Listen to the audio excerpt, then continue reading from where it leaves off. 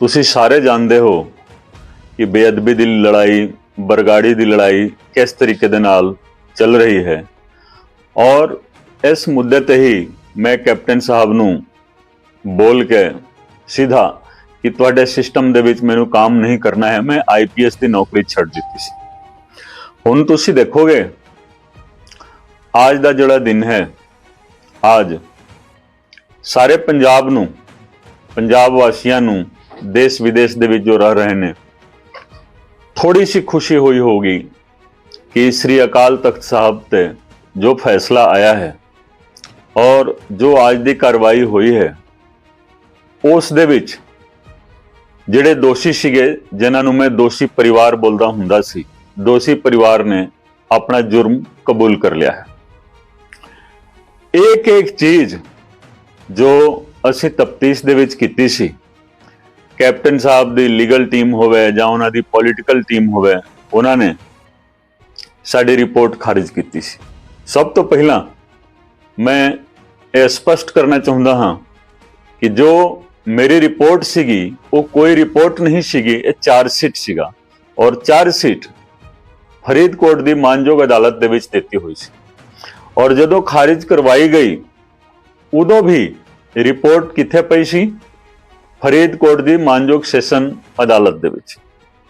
ਮੈਂ ਹਮੇਸ਼ਾ ਇਹੀ ਬੇਨਤੀ ਕਰਦਾ ਰਿਹਾ ਕਿ ਜਿਸ ਰਿਪੋਰਟ ਨੂੰ ਖਾਰਿਜ ਕੀਤਾ ਜਾ ਰਿਹਾ ਹੈ, ਕਰਾਇਆ ਜਾ ਰਿਹਾ ਹੈ, ਘੱਟੋ ਘੱਟ ਉਸ ਨੂੰ ਮਾਨਯੋਗ ਹਾਈ ਕੋਰਟ ਦੇ ਵਿੱਚ ਲਿਆ ਕੇ ਦੇਖ ਲਿਆ ਜਾਵੇ ਕਿ ਉਹ ਕੀ ਚੀਜ਼ ਹੈ। ਕਿਉਂ? ਜਿਸ ਚੀਜ਼ ਨੂੰ ਖਾਰਿਜ ਕਰ ਰਿਹਾ ਉਹ ਚੀਜ਼, ਉਹ ਮਟੀਰੀਅਲ ਫਰੀਦਕੋਟ ਦੇ ਵਿੱਚ ਪਿਆ ਹੈ, ਬਗੈਰ ਉਸ ਨੂੰ ਵੇਖੇ ਹੋਏ ਕਿਸ ਤਰੀਕੇ ਦੇ ਨਾਲ ਇਨਸਾਫ ਹੋ ਸਕਦਾ ਹੈ। ਇਸ ਕਰਕੇ ਦੇਖੋ, इंसाफ का कतल होया, इंसाफ का कतल होया, वो भी गुरु ग्रंथ साहिब जी की बेअदबी के केस दे विच, गोली कांड के केस दे विच। इस करके मैं कहा कि नहीं, हुण इस सिस्टम दे विच आईपीएस की नौकरी नहीं करनी है और इस सिस्टम नूं बदलना है। मैं सिस्टम नूं बदलण वास्ते आईपीएस की नौकरी छड्डी सी, लेकिन आज जो फैसला आया है, मैं भी इन्हां लोकां दे नाल पुछगिछ कीती सी। सरदार सुखबीर सिंह जी बादल, सरदार प्रकाश सिंह जी बादल जो आज रहे नहीं, मैं अक्षय कुमार दे नाल पूछगिछ कीती सी और बहुत सारे लीडरां दे नाल ते बहुत सारे अफसरां दे नाल पूछगिछ मैं कीती सी।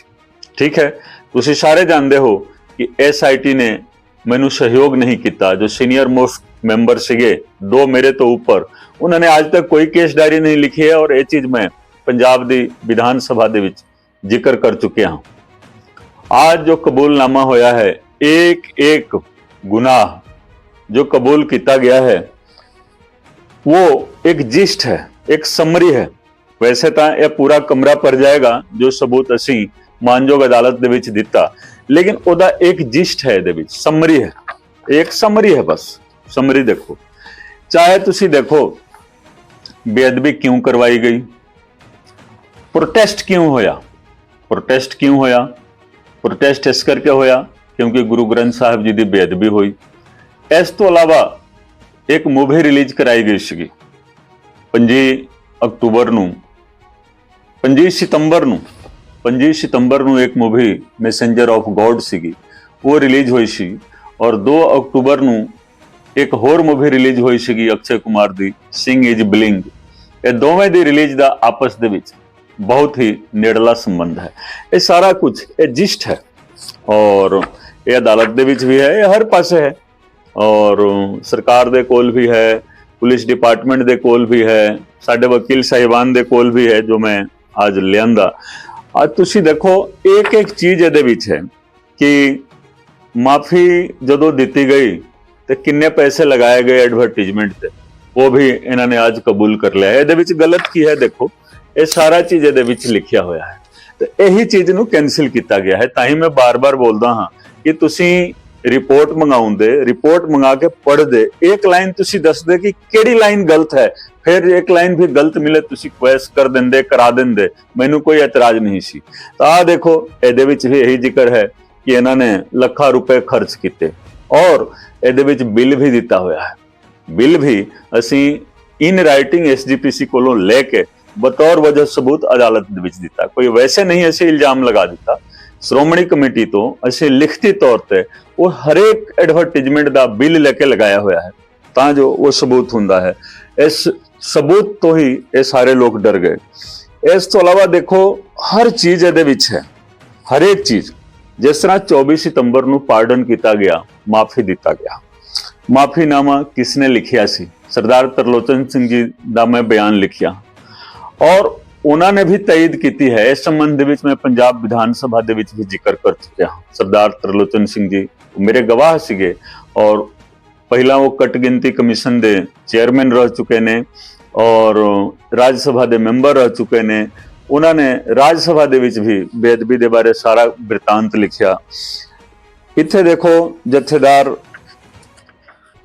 ਇਕਬਾਲ ਸਿੰਘ ਜੀ ਜੋ ਤਖਤ ਸ੍ਰੀ ਪਟਨਾ ਸਾਹਿਬ ਦੇ ਜਥੇਦਾਰ ਸਨ, ਉਹਨਾਂ ਦਾ ਬਿਆਨ ਵੀ ਹੈ। ਉਹਨਾਂ ਨੇ ਸਾਰਾ ਕੁਝ ਵਿਸਤਾਰ ਪੂਰਵਕ ਹੱਥ ਲਿਖਿਤ ਉਹਨਾਂ ਦਾ ਬਿਆਨ ਹੈ ਕਿ ਕਿਸ ਤਰੀਕੇ ਦੇ ਨਾਲ 24 ਸਤੰਬਰ ਨੂੰ ਮਾਫੀ ਦਿੱਤੀ ਗਈ ਸੀ।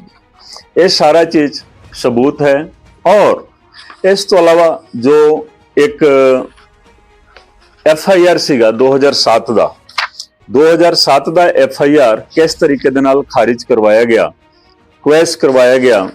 2012 ਦਾ ਇਲੈਕਸ਼ਨ ਆ ਰਿਹਾ ਸੀ ਤਾਂ ਉਸ ਇਲੈਕਸ਼ਨ ਤੋਂ 5 ਦਿਨ ਪਹਿਲਾਂ ਕਿਸ ਤਰੀਕੇ ਦੇ ਨਾਲ ਉਹ FIR ਦੇ ਵਿੱਚ ਕੈਂਸਲੇਸ਼ਨ ਦਿੱਤਾ ਗਿਆ। ਇਹਦੇ ਵਿੱਚ ਗੌਰ ਕਰਨ ਵਾਲੀ ਗੱਲ ਹੈ ਕਿ ਜਦੋਂ ਮਾਨਯੋਗ ਗਵਰਨਰ ਸਾਹਿਬ ਨੇ ਕੇਸ ਚਲਾਉਣ ਦੀ ਅਨੁਮਤੀ ਦੇ ਦਿੱਤੀ, ਸੈਂਕਸ਼ਨ ਦੇ ਦਿੱਤਾ, ਉਸ ਤੋਂ ਬਾਅਦ ਇੱਕ ਥਾਣੇਦਾਰ, ਇੱਕ SHO ਕੈਂਸਲੇਸ਼ਨ ਲਿਖ ਰਿਹਾ ਹੈ 2012 ਦੇ ਇਲੈਕਸ਼ਨ ਤੋਂ 5 ਦਿਨ ਪਹਿਲਾਂ। ਇਹ ਸਾਰਾ ਦੇਖੋ ਸਬੂਤ ਹੈ, ਇੱਕ ਚੀਜ਼ ਇਹਦੇ ਵਿੱਚ ਦਿੱਤਾ ਹੋਇਆ ਹੈ। ਇਸ ਦੇ ਨਾਲ ਸਾਰੇ ਗਵਾਹਾਂ ਦੇ ਬਿਆਨ ਪਲਸ ਜਿੰਨੇ ਵੀ ਸਬੂਤ ਸੀਗੇ, ਤਾਂ ਮੈਂ ਬਾਰ-ਬਾਰ ਕਹ ਰਿਹਾ ਕਿ ਇਹ ਸਾਰਾਂਸ਼ ਹੈ, ਇਹ ਕੋਈ ਰਿਪੋਰਟ ਨਹੀਂ ਹੈ, ਇਹ ਸਾਰਾਂਸ਼ ਹੈ।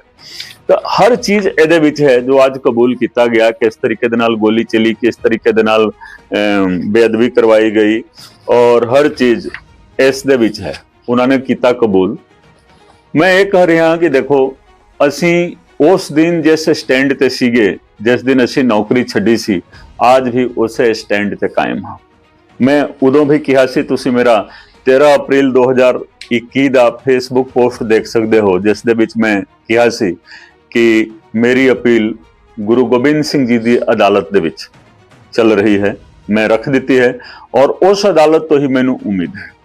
ਮੈਂ ਇਹ ਵੀ ਬਾਰ-ਬਾਰ ਬੋਲਦਾ ਹਾਂ ਕਿ ਉਸ ਅਦਾਲਤ ਦੇ ਵਿੱਚ ਰੋਜ਼ਾਨਾ ਤੌਰ ਤੇ ਸੁਣਵਾਈ ਚੱਲ ਰਹੀ ਹੈ।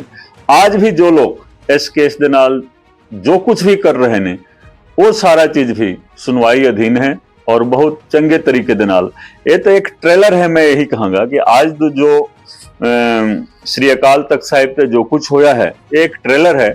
जिस तरह ਅਸੀਂ बोलते हैं ना कि आगे आगे देखिए होता है क्या, आगे आगे और कुछ होना है, बहुत कुछ होना है और हर सच्चाई सामने आनी और वो हर चेहरे तो वो नकाब उठ जाना है जिस जिसने जो जो करतूत की।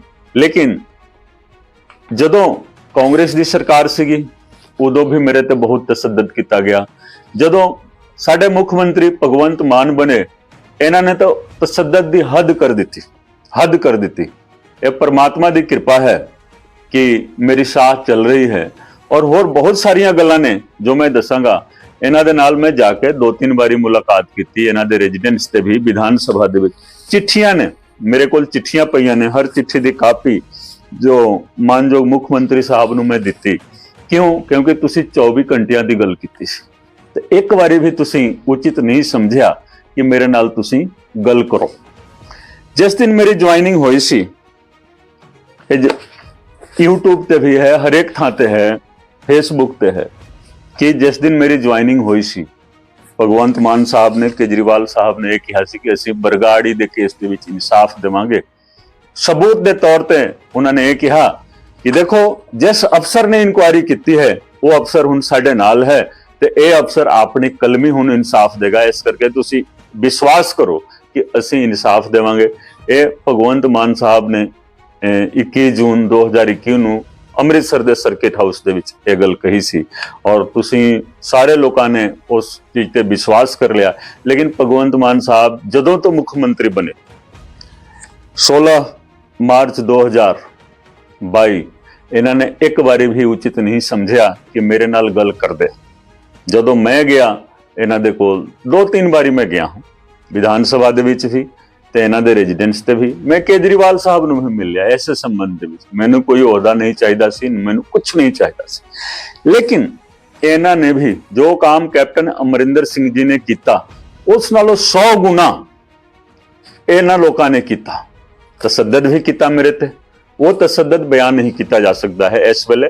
ਮੌਕਾ ਆਉਣ ਦੋ, ਮੈਂ ਇੱਕ ਤਸੱਦਦ ਦੇ ਬਾਰੇ ਹਰ ਚੀਜ਼ ਮੈਂ ਉਹ ਰਾਜ ਖੋਲਾਂਗਾ ਕਿ ਕਿਸ ਤਰੀਕੇ ਦੇ ਨਾਲ ਕੈਪਟਨ ਸਾਹਿਬ ਦੇ ਟਾਈਮ ਮੇਰੇ ਤੇ ਤਸੱਦਦ ਹੋਇਆ, ਕਿਸ ਤਰੀਕੇ ਦੇ ਨਾਲ ਭਗਵੰਤ ਮਾਨ ਜੀ ਦੇ ਟਾਈਮ ਮੇਰੇ ਤੇ ਤਸੱਦਦ ਹੋਇਆ ਤੇ ਅੱਜ ਵੀ ਕਿਸ ਤਰੀਕੇ ਦੇ ਨਾਲ ਹੋ ਰਿਹਾ ਹੈ। ਸਿਰਫ ਇਹੀ ਹੈ ਕਿ ਇਹਨਾਂ ਕੇਸਾਂ ਦੇ ਉੱਤੇ ਮੈਂ ਪਹਿਰਾ ਦੇ ਰਿਹਾ ਹਾਂ।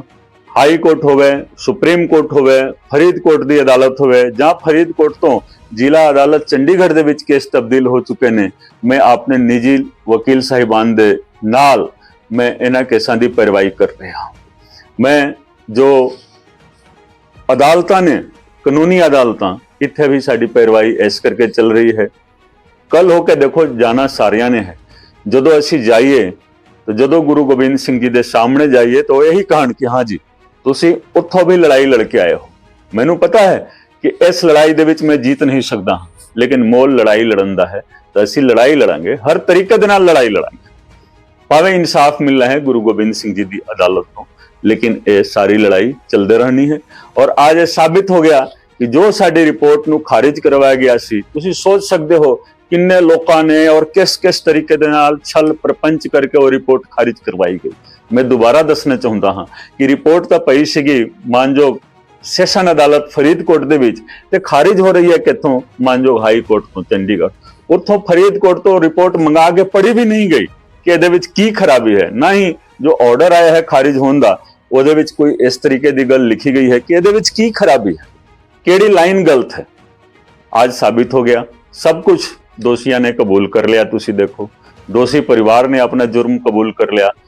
ਇਹ ਚਲੋ ਪੰਜਾਬ ਵਾਸੀਆਂ ਵਾਸਤੇ, ਪੰਜਾਬੀਆਂ ਵਾਸਤੇ, ਨਾਨਕ ਨਾਮ ਲੈਵਾ ਸੰਗਤਾਂ ਵਾਸਤੇ ਇੱਕ ਥੋੜੀ ਸੀ ਇੱਕ ਰਾਹਤ ਦੀ ਉਮੀਦ ਵਧੀ ਹੈ ਕਿ ਦੇਖੋ ਇਨਸਾਫ ਹੋ ਰਿਹਾ ਹੈ ਔਰ ਇਨਸਾਫ ਗੁਰੂ ਗੋਬਿੰਦ ਸਿੰਘ ਜੀ ਦੀ ਅਦਾਲਤ ਦੇ ਵਿੱਚ ਹੋ ਰਿਹਾ ਹੈ। ਜੋ ਕਬੂਲਨਾਮਾ ਹੋਇਆ ਹੈ, ਭਗਵੰਤ ਮਾਨ ਸਾਹਿਬ ਨੂੰ ਮੈਂ ਇਹੀ ਕਹਾਂਗਾ ਕਿ ਤੁਸੀਂ ਇਸ ਕਬੂਲਨਾਮਾ ਦੇ ਆਧਾਰ ਤੇ ਦੁਬਾਰਾ ਤਲਬ ਕਰਵਾਓਗੇ ਆਪਣੀ ਐਸਆਈਟੀ ਨੂੰ ਕਹਿ ਕੇ, ਤੇ ਇਹ ਸਾਰਾ ਕਬੂਲਨਾਮਾ ਤੁਸੀਂ ਕੇਸ ਫਾਈਲ ਤੇ ਲਿਆ ਕੇ ਅਦਾਲਤ ਦੇ ਵਿੱਚ ਦੋਗੇ। ਜੇਕਰ ਤੁਸੀਂ ਦਿੰਦੇ ਹੋ ਤਾਂ ਮੈਂ ਕਹਾਂਗਾ ਕਿ ਹਾਂ, ਅੱਜ ਵੀ ਤੁਸੀਂ ਮਤਲਬ ਇਸ ਕੇਸ ਦੇ ਨਾਲ ਜਾਂ ਕੁਝ ਵੀ, ਚਾਹੇ ਕੇਸ ਖਰਾਬ ਹੋ ਗਿਆ, ਤੁਸੀਂ ਕਰੋਗੇ ਤਾਂ ਸਾਨੂੰ ਚੰਗਾ ਲੱਗੇਗਾ। ਨਹੀਂ ਕਰਦੇ ਹੋ ਤਾਂ ਜੋ ਕੈਪਟਨ ਸਾਹਿਬ ਨੇ ਕੀਤਾ, ਤੁਸੀਂ ਵੀ ਉਹ ਰਾਹ ਤੋਂ ਬਹੁਤ ਦੂਰ ਔਰ ਬਹੁਤ ਅੱਗੇ ਤੁਸੀਂ ਜਾ ਚੁੱਕੇ ਹੋ। ਇੱਕ ਹੋਰ ਦੇਖੋ, ਸ਼ਰਮ ਵਾਲੀ ਗੱਲ ਹੈ ਸਾਡੇ ਵਾਸਤੇ, ਬਹੁਤ ਸ਼ਰਮ ਵਾਲੀ ਗੱਲ ਹੈ ਕਿ ਦਿੱਲੀ ਦੇ ਇੱਕ ਐਮਐਲਏ ਆਮ ਆਦਮੀ ਪਾਰਟੀ ਦੇ ਮਲੇਰਕੋਟਲਾ ਦੇ ਵਿੱਚ ਇੱਕ ਬੇਅਦਬੀ ਦੀ ਘਟਨਾ ਹੋਈ ਸੀ 2016 ਦੇ ਵਿੱਚ। ਉਹਦੇ ਵਿੱਚ 2 ਸਾਲ ਦੀ ਸਜ਼ਾ ਦਿੱਤੀ ਗਈ ਹੈ ਮਾਨਯੋਗ ਸੈਸ਼ਨ ਅਦਾਲਤ ਵੱਲੋਂ। ਮਲੇਰਕੋਟਲਾ ਦੇ ਵਿੱਚ ਇੱਕ ਐਮਐਲਏ ਸਾਹਿਬ ਨੂੰ ਸਜ਼ਾ ਦਿੱਤੀ ਗਈ ਹੈ। ਐਮਐਲਏ ਸਾਹਿਬ ਦੋਸ਼ੀ ਕਰਾਰ ਦਿੱਤੇ ਗਏ ਨੇ, ਇਹ ਆਮ ਆਦਮੀ ਪਾਰਟੀ ਦੇ ਨੇ।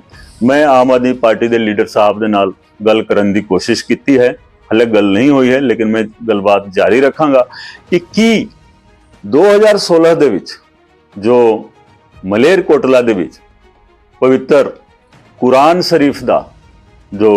ਸ਼ਰੀਫ ਦੀ ਬੇਅਦਬੀ ਹੋਈ ਹੈ, ਜੇਕਰ ਦਿੱਲੀ ਦਾ ਇੱਕ ਐਮਐਲਏ ਕਰਵਾ ਰਿਹਾ ਹੈ ਤਾਂ ਅਸੀਂ ਕੀ ਸੋਚੀਏ। ਔਰ ਕਿਸੇ ਦਾ ਬਿਆਨ ਨਹੀਂ ਆਇਆ, ਔਰ ਕਿਸੇ ਪਾਰਟੀ ਦਾ ਬਿਆਨ ਨਹੀਂ ਆਇਆ, ਕਿਸੇ ਲੀਡਰ ਦਾ ਬਿਆਨ ਨਹੀਂ ਆਇਆ। ਕਾਂਗਰਸ, ਬੀਜੇਪੀ, ਅਕਾਲੀ ਦਲ, ਆਮ ਆਦਮੀ ਪਾਰਟੀ, ਕਿਸੇ ਨੇ ਕੋਈ ਬਿਆਨ ਨਹੀਂ ਦਿੱਤਾ। ਲੇਕਿਨ ਆਹ ਦੇਖ ਲਓ, ਜੇਕਰ ਸਾਡੀ ਪਾਰਟੀ ਦੇ ਐਮਐਲਏ ਇਸ ਤਰ੍ਹਾਂ ਕਰਨਗੇ ਤਾਂ ਲੋਕ ਕਿਸ ਤਰ੍ਹਾਂ ਸਾਡੀ ਪਾਰਟੀ ਤੇ ਵਿਸ਼ਵਾਸ ਕਰਨਗੇ। ਅਸੀਂ ਤਾਂ ਆਏ ਸੀਗੇ ਇੱਕ ਬਦਲਾਵ ਦੀ ਰਾਜਨੀਤੀ ਨੂੰ ਲੈ ਕੇ, ਤੇ ਇਹਦੇ ਉੱਤੇ ਵੀ ਕੋਈ ਨਾ ਕੋਈ ਦੇਖੋ ਕਾਰਵਾਈ ਹੋਣੀ ਚਾਹੀਦੀ ਹੈ, ਕਿਉਂਕਿ ਅਦਾਲਤ ਨੇ ਹੀ ਦੋਸ਼ੀ ਕਰਾਰ ਦਿੱਤਾ। ਔਰ ਦੇਖੋ, ਸਭ ਤੋਂ ਮਾੜੀ ਗੱਲ ਇਹ ਹੈ, ਸਭ ਤੋਂ ਮਾੜੀ ਗੱਲ ਹੈ ਕਿ ਉਦੋਂ ਜੋ ਬੇਅਦਬੀ ਹੋਈ ਸੀ, ਮੈਂ ਬਾਰ-ਬਾਰ ਇਹੀ ਕਹਿੰਦਾ ਆ ਰਿਹਾ ਹਾਂ ਕਿ ਦੇਖੋ ਸਾਰੇ ਧਰਮਾਂ ਦੇ ਸਾਰੇ ਗ੍ਰੰਥਾਂ ਦੀ ਬੇਅਦਬੀ ਹੋਈ ਹੈ। ਇਹ ਤਾਂ ਪਵਿੱਤਰ ਕੁਰਾਨ ਸ਼ਰੀਫ ਦੀ ਬੇਅਦਬੀ ਦਾ ਮਸਲਾ ਹੈ ਔਰ ਬੇਅਦਬੀ ਹੈ, ਚਾਹੇ ਕਿਸੇ ਵੀ ਧਰਮ ਦੇ ਕਿਸੇ ਵੀ ਗ੍ਰੰਥ ਦੀ ਬੇਅਦਬੀ ਹੋਵੇ, ਇਹ ਤਾਂ ਬੇਅਦਬੀ ਹੈ। ਤੇ ਇਸ ਦੇ ਉੱਤੇ ਵੀ ਚਰਚਾ ਕਰਨੀ ਜ਼ਰੂਰੀ ਹੈ। ਕਰਨਾ ਕੀ ਚਾਹੀਦਾ ਹੈ, ਮੈਂ ਆਪਣੀ ਲੀਡਰਸ਼ਿਪ ਦੇ ਨਾਲ ਦੁਬਾਰਾ ਗੱਲ ਕਰਨ ਦਾ ਪ੍ਰਯਾਸ ਕਰਾਂਗਾ ਕਿ ਤੁਸੀਂ ਦੇਖੋ, ਸੋਚੋ ਕਿ ਅਸੀਂ ਕੀ ਕਰਨਾ ਹੈ। हम क्या करने आए थे और क्या करने लगे, ਅਸੀਂ ਕੀ ਕਰਨ ਵਾਸਤੇ ਆਏ ਸੀ ਤੇ ਕੀ ਅਸੀਂ ਕਰਨ ਲੱਗ ਪਏ। ਤੇ ਇਹ ਸਾਰਾ ਕੁਝ ਦੇਖੋ, ਜੇਕਰ ਅਸੀਂ ਨਹੀਂ ਕਰਦੇ ਹਾਂ ਤੇ ਜਨਤਾ ਕਿਸੇ ਦੀ ਗੁਲਾਮ ਨਹੀਂ ਹੈ, ਨਾ ਆਟਾ ਦਾਲ ਦੀ ਗੁਲਾਮ ਰਹੀ ਹੈ, ਨਾ ਕੋਈ ਬਿਜਲੀ ਦੀ ਗੁਲਾਮ ਰਹੀ ਹੈ, ਨਾ ਕੋਈ 1000 ਰੁਪਏ ਦੀ ਗੁਲਾਮ ਰਹੀ ਹੈ। ਇਹ ਜਨਤਾ ਸੁਤੰਤਰ ਹੈ ਔਰ ਜਨਤਾ ਆਪਣੇ ਹਿਸਾਬ ਦੇ ਨਾਲ ਕਿਸ ਨੂੰ ਸਿੰਘਾਸਨ ਤੇ ਬਿਠਾਉਣਾ ਹੈ, ਕਿਸ ਨੂੰ ਸਿੰਘਾਸਨ ਤੋਂ ਚੱਕ ਕੇ ਬਾਹਰ ਸੁੱਟ ਦੇਣਾ ਹੈ, ਇਹ ਸਭ ਜਨਤਾ ਸੁਪਰੀਮ ਹੁੰਦੀ ਹੈ। ਤਾਂ ਅਸੀਂ ਜਨਹਿਤ ਦੇ ਵਿੱਚ ਕੰਮ ਕਰਾਂਗੇ।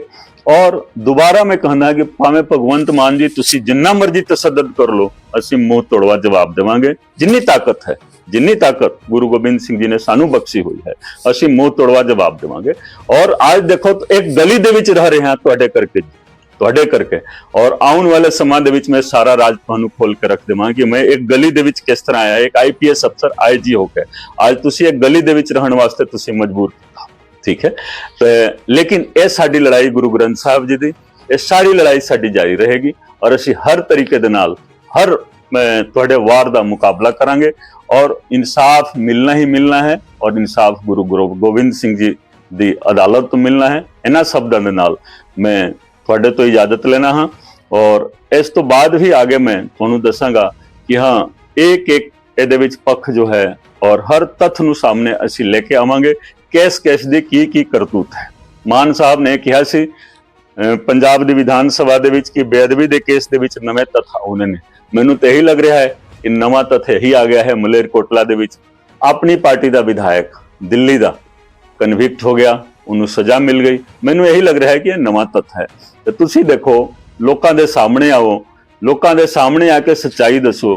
ਕੋਈ ਵੀ ਗੁਲਾਮ ਨਹੀਂ ਹੈ, ਨਾ ਮੈਂ ਗੁਲਾਮ ਹਾਂ ਨਾ ਪੰਜਾਬ ਦੀ ਜਨਤਾ ਗੁਲਾਮ ਹੈ। ਤੁਸੀਂ ਆਮਣੇ ਸਾਹਮਣੇ ਆਓ, ਠੀਕ ਹੈ। ਔਰ ਜੋ ਤੁਸੀਂ ਬੈਕ ਤੋਂ ਵਾਰ ਕਰ ਰਹੇ ਹੋ ਸਾਡੇ ਤੇ, ਇਹ ਵਾਰ ਬੰਦ ਕਰੋ।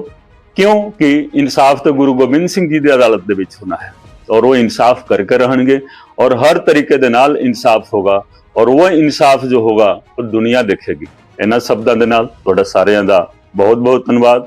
ਵਾਹਿਗੁਰੂ ਜੀ ਕਾ ਖਾਲਸਾ, ਵਾਹਿਗੁਰੂ ਜੀ ਕੀ ਫਤਿਹ।